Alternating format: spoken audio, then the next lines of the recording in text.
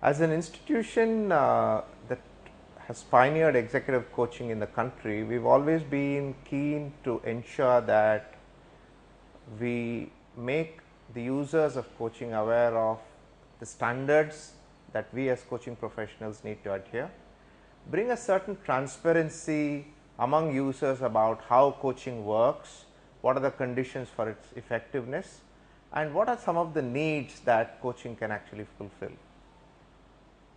It is this intent that really motivated us to take this bold step of documenting real life coaching experiences and present them in the form of this book, Are You Ready for the Corner Office? This book is therefore a collection of 25 coaching cases which together are able to showcase not just the leadership development challenges in the country, but also the whole science and art of coaching as experienced by coaches and coaches in this country. The whole field of leader development has so far been dominated by theories, concepts, methodologies on leader effectiveness. Very rarely have we got to understand the subject of leader development from a very human and personalized perspective. For the first time perhaps, we in India have been able to present lessons on leader development seen through the eyes of coaches in the intimate relationship they have with their own clients. And through their clients, we have been able to distill the real struggles, challenges, excitement of people who are aspiring to reach the corner office. And this personalized account is what makes this book very, very unique. The field of executive coaching is filled with a certain level of mystery. Not many are aware of what exactly transpires within the closed doors. There is a certain level of opaqueness, concerns about confidentiality, and as a result of all of this, very little is known about how coaching actually works, how change occurs, what contributes to its success, and so on.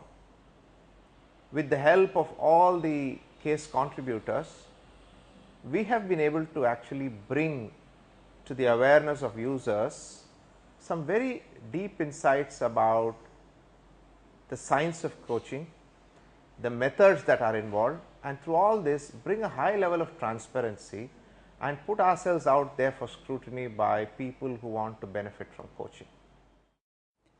So, one of the truism is that leaders are very much like common human beings. Of course, leaders find it very difficult to accept that. So, what's common is that both leaders and any other common human being depend on their successful experiences of the past.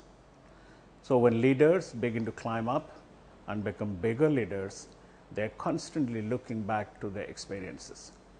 Reality is that as you climb up the leadership steps, the skills and competencies that are needed are very different from one step to another. So, one of the things that many coaches do and very successfully do is really to hold the mirror in front of the leaders and say, what worked for you till now isn't what is going to work for you in the future.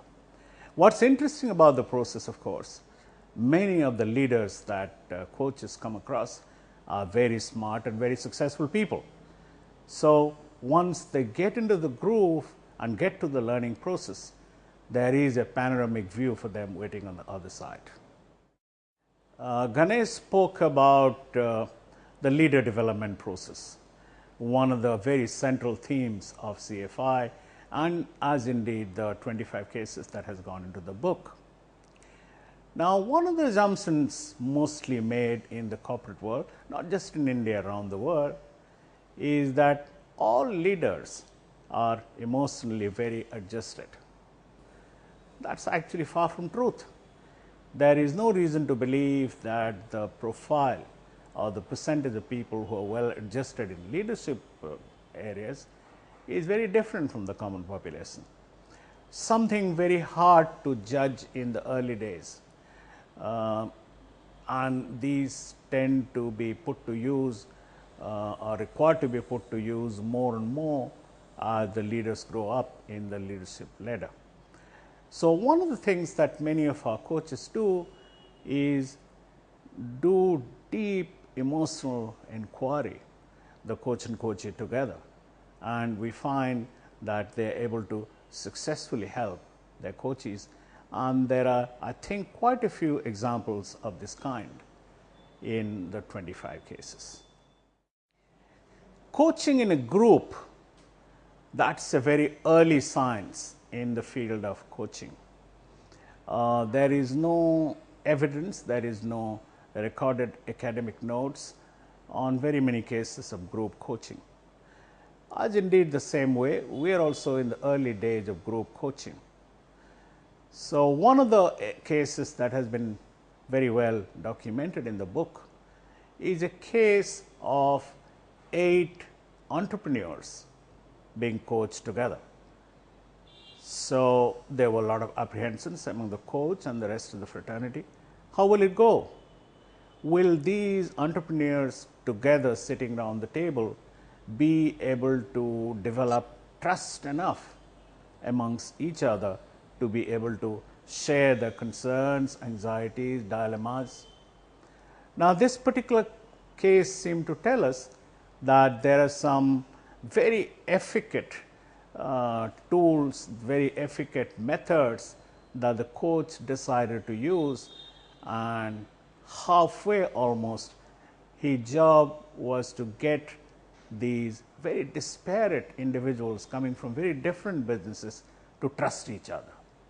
The moment they began to trust each other, it is amazing how simple was the coaching process thereafter, because coach then really began to play the role of getting the best out of these 8 members helping each other, rather than coach all the time be there to help. Fascinating experience, one such case documented, hopefully going to contribute to the case of group coaching as well as coaching entrepreneurs.